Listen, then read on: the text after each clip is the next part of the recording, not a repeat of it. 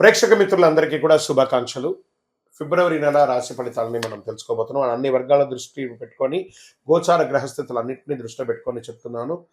జాతకం అనేది పడుతున్న వర్షానికి ఒక్క గొడుగు మాత్రమే కానీ, జాతకం జీవితం కాదు. మీరు మిమ్మల్ని నమ్మండి, మీ ఇష్టదైవాన్ని నమ్మండి, మీరు చేయాల్సిన బాధ్యతను ఖచ్చితంగా నెరవేర్చండి. భగవంతుడు మీతోనే ఉంటాడు. మనం ప్రయాణంలో ఒక స్పీడ్ బ్రేకర్స్ ఎలా ఉంటుందో అలా జాతకాన్ని వాడండి.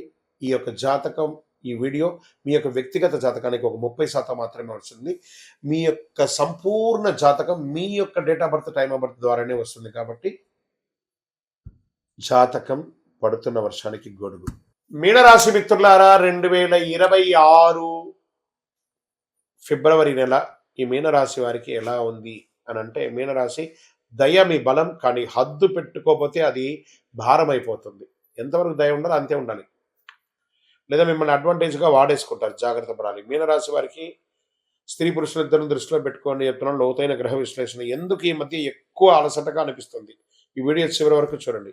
ఎందుకు అందరి సమస్యలు మీపైనే పడుతున్నాయి? ఎక్కడ చాలు అనాలని అర్థం అవ్వట్లేదు. ఇప్పుడు అసలు సత్యానికి వెళ్దాం. శని భగవానుడు మొదటి స్థానంలో, గురువు బృహస్పతి 4వ స్థానంలో, రాహు 12వ స్థానంలో, కేతు 6వ స్థానంలో, గురువు మీనరాశి అధిపతి కరుణ, జ్ఞానం, ఆధ్యాత్మికత కలిసి ఉంటున్నారు. దీని అర్థం ఏంటంటే మీరు బలహీనులు కారు, కానీ ఈ నెల మీరు ఎక్కువ బాధ్యతలు మోస్తున్నారనేది మాత్రం గుర్తించాలి. ఇంకా మీనరాశి వారికి అసలు పరీక్ష ఎలా ఉందంటే, వాళ్ళు అడుగుతున్నారు కదా, నేను సహాయం చేయకుండా ఎలా ఉండగలను? ఇదే మీ బలం. కానీ ఈ నెలలో అందరికి సహాయం మీకు నష్టం. హద్దులు పెట్టుకోవడం మీకు లాభాన్ని ఇస్తుంది. దయ ఉండాలి, కానీ దానితో పాటు స్పష్టత కూడా అవసరం. అపాత్ర దానం కూడా చేయకూడదు. స్త్రీ పురుషులిద్దరికీ కూడా వస్తుంది. ఉద్యోగంలో పనిభారం పెరుగుతుంది, బాధ్యతలు మీ మీద పడతాయి, గుర్తింపు ఆలస్యం అవుతుంది. ఎందుకంటే ఏళ్ళనాటి శని నడుస్తుంది మీకు. ఈ నెల జాబు మారకండి. నిశ్శబ్దంగా పనిచేస్తే మార్చి నుండి మెరుగైన ఫలితాలు పొందే అవకాశాలు ఉన్నాయి. మీ ఓర్పును పరీక్షింపజేసే నెల అని కూడా చెప్పచ్చు ఈ ఫిబ్రవరి నెల. నూతన అవకాశాలు వస్తున్నాయి. ఉద్యోగంలో కాన్ఫిడెన్స్ తగ్గినట్టు కనిపిస్తుంది. ఇది మీ లోపం కాదు, శని ప్రభావం వల్ల వచ్చిన మానసిక ఒత్తిడి మాత్రమే ఇది. కానీ గురు భగవానుడు మీకు చాలా అనుకూలంగా ఉన్నాడు కాబట్టి జాగ్రత్త. ఇంకా సర్వీస్ సెక్టార్లో బాగా స్ట్రెస్ ఉంటుందండి. ఈ యొక్క డిఫెన్స్ కానీ, పోలీస్ డిపార్ట్మెంట్ కానీ, డాక్టర్స్ కానీ, లేదా పబ్లిక్ సెక్టార్లో ఉన్నటువంటి వాళ్ళకందరికీ కూడా భారం పెరుగుతుంది. వ్యాపారంలో మంచి లాభాలు ఉంటుందని కూడా చెప్పచ్చు. ఇండస్ట్రీస్లో బాధ్యతలు పెరుగుతాయి. కొత్త వ్యాపారం ఏది కూడా ప్రారంభించొద్దు. ఉన్నదాన్ని స్థిరపరచుకోండి. ఆర్థికమైనటువంటి పెట్టుబడులు, ఖర్చులు పెరుగుతాయి. ఆకస్మిక అవకాశాలు వస్తున్నాయి. ఆకస్మిక ధనలాభం కూడా వచ్చే అవకాశాలు ఉన్నాయి. సేవ్ ఇన్వెస్ట్మెంట్ ప్లాన్స్ కొంచెం పెట్టుకోండి. ఈనాడు డబ్బు విషయంలో భావోద్వేగాలు కాదు, లెక్కలు ముఖ్యం. బాగా గుర్తుపెట్టుకోండి. మీకు రావాల్సినటువంటి లోన్స్ కానీ, చిట్ ఫండ్స్ కానీ, ఇవన్నీ కూడా వచ్చే అవకాశాలు బాగా కనబడుతున్నాయి. ఇవన్నీ కూడా మంచి అవకాశాలు ఉన్నాయి. జాగ్రత్త పడండి. ఇవన్నీ కూడాను విదేశీయ చదువుల కోసం వెళ్ళే వాళ్ళకి ఇది ఒక మంచి అవకాశం, కానీ జాగ్రత్తగా ఉండాలి. కొన్ని డాక్యుమెంట్స్ అంతా బాగా చదవాలి. ఉద్యోగం చేస్తున్నటువంటి వారు విదేశాల్లో కాస్త మిశ్రమ ఫలితాన్ని పొందుతున్నారు ఏళ్ళనాటి శని వల్ల. ఈ నెల అప్లికేషన్ సరైనది, ఫలితాలు కొంచెం ఆలస్యమయ్యే అవకాశాలు ఉన్నాయి. ఇంకా వ్యవసాయదారులకి నీటి నిర్వహణ ముఖ్యం. ఖర్చులు పెరుగుతాయి. ఓర్పుతో సాగు చేస్తే ఫలితం 100% ఖాయమని కూడా చెప్పచ్చు. రియల్ ఎస్టేట్ వారికి ఇల్లు, వాహనం మీద ఖర్చులు పెరుగుతాయి. కొనుగోలు, బయింగ్, సెల్లింగ్ కొంచెం డిఫరెంట్గా ఉంది. అమ్మకం ఆవశ్యకత వల్ల జరుగుతుంది. ఒక్కొక్కసారి నష్టపోయే అవకాశాలు కూడా ఉంది. తొందరపాటు నిర్ణయాలు తీసుకోకండి. కోర్టు కేసుల్లో ఒత్తిడి, బాగా స్ట్రెస్ వస్తుంది. తీర్పు ఆలస్యమైతే ఒక్కొక్కసారి మీకు నెగిటివ్గా కూడా వచ్చే అవకాశాలు ఉన్నాయి. జాగ్రత్త. సత్యం మీ వైపే ఉంది. ఓర్పు అవసరం, తప్పకుండా గెలుస్తారు. జాగ్రత్త పడండి. ప్రేమికులు ఒకరి పట్ల ఒకరు త్యాగ స్వభావం పెంచుకోండి. ప్రేమ స్వభావం పెంచుకోండి. మాట్లాడి తెగిపోయేలాగా చేసుకోకండి. కుటుంబ బాధ్యతలు పెరుగుతాయి. ఆర్థికంగా ఇల్లు కట్టడంలో, గృహప్రవేశం చేసుకోవడంలో, లేదా ఇంటి యొక్క వాస్తు రిపేర్ చేసుకోవడంలో, ఇంట్లో ఎలక్ట్రానిక్ గూడ్స్ అంతా మార్చడంలో ఏదో ఒక స్ట్రెస్తో కూడినటువంటి ఖర్చు వస్తూ ఉంటుంది. మీరు అందరినీ మోసే అవసరం లేదు. సహాయం చేయండి, కానీ మీరు మర్చిపోకండి. అంతే. ఈ నెల మిమ్మల్ని మీరు చూసుకోవడం ముఖ్యం. మీ హెల్త్ ముఖ్యం. నిద్రలేనితనం, కాళ్ళ పాదాలు, హార్మోన్ల సమస్యలు, మానసిక అలసట, నీరు ఎక్కువ తాగండి. ధ్యానం అవసరం. మీనరాశి మిత్రులారా, అదృష్ట రంగు పసుపు, లేత నీలం. అదృష్ట సంఖ్య 3, 7. అదృష్ట దిక్కు ఈశాన్యం. అదృష్ట రోజు గురువారం. అదృష్ట సమయం ఉదయం 7 నుంచి 9 గంటల వరకు. ఈ సమయంలో మీరు తీసుకునే నిర్ణయాలు చాలా కలిసి వస్తుందని కూడా చెప్పొచ్చు. ఖరీదైనటువంటి పూజలు అక్కర్లేదు. హోమాదులు, యాగాదులు అంతా చేయక్కర్లేదు. అసలు భగవంతుడి దేవాలయానికి వెళ్ళి ప్రదక్షిణం చేయండి. గురువారం పసుపు దానం ఇయ్యండి. వృద్ధులకి, రోగులకి బట్టలివ్వండి. రోజుకు 5 నిమిషాలు మౌనంగా ఉండండి. పసుపు పూలతో దేవుడికి ఆరాధన చేయండి. గురు భగవానుని ప్రార్థన చెయ్యండి. 2026 ఫిబ్రవరిలో ఫలితాన్నిచ్చే నెల కాదు, బాధ్యతను, పరిపక్వత్వాన్ని మార్చే నెలగా మీనరాశి వారికి ఉండబోతుంది. మళ్ళీ చెప్తున్నాను, ప్రపంచాన్నంతా ఉద్ధరించడానికి మీరు మాత్రమే ఉన్నారనుకోకండి. మీరు కూడా ఉన్నారనుకోండి. ఎవరికి వాళ్ళకి తెలుసండి. వాళ్ళ ఉద్ధరణ వాళ్ళకి తెలుసు. బాగా చెప్తున్నాను, సీరియస్‌గా చెప్తున్నాను. మనసు నిలబెట్టే విధంగా చెప్తున్నాను. మీరు మీకోసం ఆలోచించండి. ఎదుటి వారి కోసం ఆలోచించండి. మీరు మీ గురించి ఆలోచించడం మానేస్తారు. మీ యొక్క వ్యక్తిగత జాతకం కోసం మీ పేరు, date of birth, time of birth, place of birth WhatsApp చేయండి. మీ వయస్సు సంఖ్య ఎంత ఉందో అన్ని ఒత్తులతో కూడినటువంటి దీపాన్ని, నువ్వుల దీపాన్ని మీ ఇష్టదైవ దేవాలయంలో వెలిగించండి. మీ యొక్క ఇష్టదైవ దేవాలయంలో మీ వయస్సు ఎంత ఉందో అన్ని దీపాలను నెలకొకసారి వెలిగించండి. అతి శక్తివంతమైనటువంటి 48 రోజులు పూజ చేసినటువంటి కరుంగాలి మాలను ధరించండి. ఆరోగ్యంగా, ఐశ్వర్యంగా ఉండండి. నెగిటివ్స్ అంతా తొలగిపోతుంది. ఇంకనూ మీ యొక్క వ్యక్తిగత జాతకం కోసం మీ పేరు, మీ date of birth, time of birth, place of birth WhatsApp చేయండి. మా అడ్మిన్స్ మీకు రిప్లై ఇస్తారు. రథసప్తమి. ఈ రథసప్తమి అంటే ఏంటి అసలు? అసలు ఎందుకు చేయాలి? ఆ రోజు చేయవలసిన విశేషాలు ఏంటి అంటే సూర్య జయంతి అని కూడా చెప్పచ్చు. ఆరోగ్యాన్ని ఇచ్చే ఒక అద్భుతమైనటువంటి ఒక డే, హెల్త్ డే అని కూడా చెప్పచ్చు. అందరికీ నమస్కారం. రథసప్తమి అంటే కేవలం ఒక పండుగ కాదు, ఇది సూర్యుని యొక్క మహోత్సవం.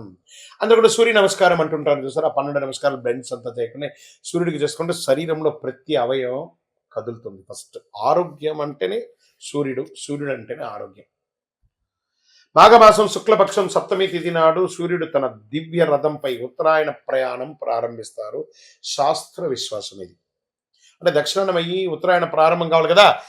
7 గుర్రాల మీద కూర్చొని, రథం మీద కూర్చొని సూర్యుడు తన యొక్క యాత్రను ప్రారంభిస్తున్నట్ట 7 దిక్కులకి. అంటే అందరూ ఆరోగ్యంగా ఉండాలని ఆయన ప్రారంభించేశారు. అందుకని దీన్ని సూర్య జయంతి అని కూడా అంటారు. సూర్యుని రథానికి 7 గుర్రాలు, ఇవి 7 వర్ణాలు, 7 రోజులు, 7 శక్తుల సూచిక. ఈరోజు చేసిన సూర్యారాధన వల్ల ఆరోగ్యం, శక్తి, తేజస్సు, దీర్ఘాయుస్సు లభిస్తాయని శాస్త్రోక్తి. చేస్తే మంచిది కదా. అర్క స్నానం, ఈ జిల్లేడాకు ఉంటుంది కదా, ఆ జిల్లేడాకుని నెత్తి మీద పెట్టుకొని తల ముందు నువ్వుల నూనెతో చక్కగా శరీరంతో అభ్యంగన చేసి సూర్యుడు ఉదయించగానే లేచి వారికి నమస్కారం చేసి ఆ జిల్లేడాకు పెట్టి మంచి వేడి నీళ్లతో స్నానం చేసి అది పడుతుండగా ఆ ఆకుని కింద పడేయకుండా చేయాలి స్నానం. అదే నీళ్ళ యొక్క ఫోర్స్తో పడిపోవాలి. పెట్టుకోవడం మాత్రమే మన బాధ్యత. అది జిల్లేడాక అంటే అవును, అక్కడే శ్వేతార్క మూల నివాసాయ. ఆయన శ్వేతార్కం అంటే ఆయనకి చాలా ఇష్టం, తెల్లటి జిల్లేడు అంటే. ఆ అర్కం ఎలా పెట్టుకోవాలి? ఆకులు తల, భుజాలు, మోకాళ్ళపై ఉంచుకొని స్నానం చేయాలి. ఇది రోగ నివారణకు ఒక అద్భుతమైనటువంటి శక్తి. కాబట్టి ఆన్లైన్లో తెచ్చుకొని, సిటీలో ఉన్న వాళ్ళకి దొరకవచ్చు, ఆన్లైన్లో తెచ్చుకొని, లేదా కొంచెం అటుపక్క అలా వెళ్ళండి. ఊరు బయట వెళ్ళాలంటే ఎక్కడ పడితే అక్కడ జిల్లేడు చెట్టు ఉంటుంది, తెంచి పెట్టేసుకొని కవర్లో పెట్టేసుకోండి, చక్కగా తీసుకోండి. ఇంకా తూర్పు దిశగా నిలబడి సూర్యుడికి అర్ఘ్యం నీళ్లు వదలడము. ఓం హ్రీం హ్రీం హ్రౌం సహ సూర్యాయ నమః అనే మంత్రాన్ని జపం చేసి నీళ్లు వదలండి. మళ్ళీ చెప్తున్నా, ఓం హ్రీం హ్రీం హ్రౌం సహ సూర్యాయ నమః అని 7 సార్లు కానీ 12 సార్లు కానీ నీళ్లు వదిలి జపం చేయండి. చాలా బాగుంటుంది. ఇంకా జనరల్గా యోగా పద్ధతిలో సూర్య నమస్కారం అనేది ఉంటుంది కదా, ఆ పద్ధతి ప్రకారం దానికి ఒక్క సూర్య నమస్కారాన్ని 7 సార్లు చేయాలి. అంటే 12 కలిపితే 1, దాన్ని అలా 7 సార్లు చేయండి. సంవత్సరానికి కావాల్సిన ఎనర్జీ, నఖశిఖ పర్యంతం ఆరోగ్యం అంతా బ్రహ్మాండంగా అయిపోతుంది. ఆరోగ్యం సూర్యానుగ్రహం వల్లే లభిస్తుంది. కాబట్టి రథసప్తమి నాడు చేసిన సూర్యారాధన సంవత్సరంతో శక్తినిస్తుంది. అద్భుతమైనటువంటి విశేషాలు పొందుతా. ఈరోజు ఏం చేయాలి? ఉదయం లేవగానే అద్భుతంగా పెద్దవాళ్ళకి నమస్కారం చేయాలి. మంచి ఒక చెట్టు నాటాలి. ఒక్క చెట్టు అయినా ఈరోజు నాటాలి అని చెప్పడం ఆరోగ్యం. దీంట్లో ఎలా ఉంటుందంటే ఆ రోజు విశిష్టత ఏం చెప్పుకోవాలంటే సూర్య జయంతి కూడా అని పిలుస్తారు. ఆరోగ్యం, దీర్ఘాయుషు, తేజస్సు, మహాశుభదనం, శరీరం నుండి అలసట, రోగ నివారణకు అనుకూలం, పితృదోషాలని తొలగిపోతాయి రేపు కానీ ప్రార్థన చేస్తే. ఉదయం సూర్యోదయానికి ముందే లేచి తూర్పు దిశగా నిలబడి సూర్య నమస్కారాలు చేసి ఏం చేయాలి, మరి నైవేద్యం ఏం చేయాలి? బెల్లం పొంగలి, తీపి పొంగలి, గోధుమ, బెల్లం, నెయ్యి ఇవన్నీ కూడా దానం ఇయ్యొచ్చు, నైవేద్యంగా పెట్టచ్చు. మహాశివరాత్రి ఫిబ్రవరి 15వ తారీఖున 2026 మహాశివరాత్రి వస్తుంది. ఇక శివరాత్రి అనగానే అందరూ దేవాలయాలకు వెళ్ళి అభిషేకారాధన చేసేసుకొని చాలా అద్భుతంగా చేస్తారు కదా. కాస్త దాని గురించి కొంచెం ఎన్లార్జ్ చేసి చూద్దాం. శివరాత్రి ఒక్క రాత్రి జీవితాన్ని మార్చే శక్తి అండి. ఆ శివుడు గరళకంఠుడు భోళాశంకరుడు మనకందరికీ అనుగ్రహం ఇచ్చే అందరికీ ఒక శుభదినం చెప్పచ్చు. నమస్కారం భక్తులారా. మహాశివరాత్రి అంటే కేవలం ఉపవాసం కాదు, కేవలం జాగరణ కాదు.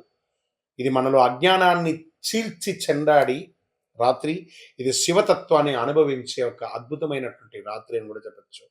శివరాత్రి ఎందుకు అంత ప్రత్యేకమో, ఈ ఒక్కరోజు ఎందుకు జీవితానికి కీలకమో, నిజంగా శివుడు ఏమి ఇస్తాడో మీకు స్పష్టతగా అర్థమవుతుంది ఈ వీడియో పూర్తి చూస్తే. శివ అంటే శుభం, రాత్రి అంటే అజ్ఞానం. ఆ యొక్క శుభాన్ని ఇచ్చే శివుడు అజ్ఞానాన్ని ఇచ్చే ఆ రాత్రిని తొలగించే రాత్రి శివరాత్రి. అజ్ఞాన్ని నశించి శుభతత్వం వెలుగులోకి వచ్చే రాత్రి. ఈ రాత్రి శివుడు పుట్టినరోజు కాదండి, బాగా గుర్తుపెట్టుకొని. వివాహం జరిగిన రోజు మాత్రమే కాదండి, ఇది మన చైతన్యాన్ని మేలుకొలిపే రోజు కూడా. ఈ రాత్రి ఎందుకు అంత శక్తివంతమైనదంటే, పురాణాల ప్రకారం మహాశివరాత్రి నాడు భూమి, ఆకాశం, బ్రహ్మాండ శక్తులు ఒకే లయలో ఉంటాయి. మన శరీరంలో శక్తి సహజంగా పైకి ప్రయాణిస్తాయి. అందుకే ధ్యానం సులభం, మంత్రజపం ప్రభావవంతంగా ఉంటుంది, మనసు నిశ్శబ్దంగా ఉంటుంది. ఇది భక్తి కాదు, శరీరం మనసు యొక్క శాస్త్రం అని కూడా చెప్పచ్చు. శివలింగం రాయి కాదు, దీని గురించి తెలుసుకోవాలి అందరూ కూడా. అది ఆకారం లేని పరమతత్వానికి చిహ్నం, సృష్టికి మొదలు, అనంతం లేని ఒక తత్వం అని కూడా చెప్పచ్చు. అభిషేకం చేయడం అంటే ఏంటిది? నీటితో మన అహంకారాన్ని కడగడము, పాలతో మన కోపాన్ని చల్లార్చడము, బిల్వపత్రంతో మన కోరికలను అర్పించడము. అందుకే శివుడు కోరేది వస్తువులు కాదు, మార్పు. ఓం నమ శివాయ అనే ఒక మంత్రాన్ని, పంచాక్షరి మంత్రాన్ని ఎంత వీలుంటే అంత జపం చేయండి, అంత బాగుంటుంది. ఇంకా ఉపవాసం ఎందుకు చేస్తారు? మీ యొక్క జీర్ణక్రియలన్నీ కూడా అద్భుతంగా క్లెన్స్ అవుతుంది, శరీరాన్ని తేలిక చేస్తుంది, ఆలోచనలు శుద్ధి చేస్తుంది, ఆత్మబలాన్ని పెంచుతుంది. అందుకే ఈరోజు ఉపవాసానికి ప్రత్యేక శక్తి ఉంది. ఉపవాసం అంటే నేను ఉపవాసం అని చెప్పి బాదం పాలు 1 లీటర్ తాగడం, రకరకాల పండ్లు తినడం కాదు. ఉపవసించడం, స్వామివారి నామస్మరణతో భగవంతుడికి దగ్గరగా వసిస్తూ ఓం నమ శివాయ, ఓం నమ శివాయ, ఓం నమ శివాయ. ధనుర్మాసంలో వైకుంఠ ఏకాదశి గాను, మాఘమాసంలో చక్కగా శివరాత్రి గాను 1 నెల రోజుల గ్యాప్లో 2 ఉపవాసాలు ఉండడం వల్ల ఆరోగ్యం, ఎప్పుడైతే ఆహారం పడదో శరీరానికి, ఆటోమేటిక్గా ఆరోగ్యం అనేది క్లెన్స్ అవుతుంది, ఒక ఓవర్ ఆయిల్ లాగా అయిపోతుంది, ఆత్మబలాన్ని పెంచుతుంది. జాగరణ ఎందుకు చేయాలి మరి? శివరాత్రి జాగరణ అంటే నిద్ర లేకపోవడం కాదు, అవగాహనతో ఉండడము. నిద్ర అజ్ఞానం, జాగరణ జ్ఞానం అన్నారు. అందుకే ఈ ఒక్క రాత్రి జాగరణ జీవితంలో ఎన్నో తప్పుల నుంచి కాపాడుతుంది, జాగరణిస్తుంది. ఎవరు శివరాత్రి పూజ చేయాలి? ఉద్యోగ సమస్యలు ఉన్నవారు, ఆరోగ్య సమస్యలు ఉన్నారు, మానసిక ఒత్తిడి ఉన్నారు, కుటుంబ కలహాలు ఉన్నవారు శివుడి సమస్యలతో తీసుకోపోడండి. సమస్యను ఎదుర్కొనే శక్తిని ఇస్తాడు, గుర్తుపెట్టుకోండి. అది శివరాత్రి రోజు చెయ్యండి, ఇదే శివకృప. శివరాత్రి రోజు ఏం చేయాలి? సాధ్యమైనంత వరకు ఉపవాసం ఉండాలి, శివనామస్మరణ చేయాలి, బిల్వపత్రార్చన చేయాలి, కొద్దిసేపు మౌనం ఉండాలి, రాత్రి ధ్యానం లేదా మంచి కథ, శివకథ వినండి చక్కగా. అందుకని సినిమాలకు వెళ్ళి టైం పాస్ చేయడం కాదు. భయం అవసరం లేదు, ఖరీదైన పూజ అక్కర్లేదు, భక్తి అవగాహన చాలండి. ఎవరు చెప్పిన శివరాత్రి నిజం, ఇది గుర్తుపెట్టుకోండి. శివుడు కోరికలు తీరుస్తాడు అనుకుంటే అది భక్తి, శివుడు మనల్ని మారుస్తాడు అనుకుంటే అది జ్ఞానం. మహాశివరాత్రి కోరికల పండగ కాదు, చైతన్య పండగ. మహాశివరాత్రి మీ జీవితంలో శాంతి, స్థిరత్వం, శివతత్వం ప్రసాదించాలని ఓం నమ శివాయ. అందరూ ఆయురారోగ్య ఐశ్వర్య భోగభాగ్యాలతో ఉండాలని అఖిలాండ కోటి బ్రహ్మాండ నాయకుడు ఆ యొక్క కైలాసనాథుని ప్రార్థన చేసుకుంటున్నాం. ఓం నమ శివాయ, ఓం నమ శివాయ, ఓం నమ శివాయ.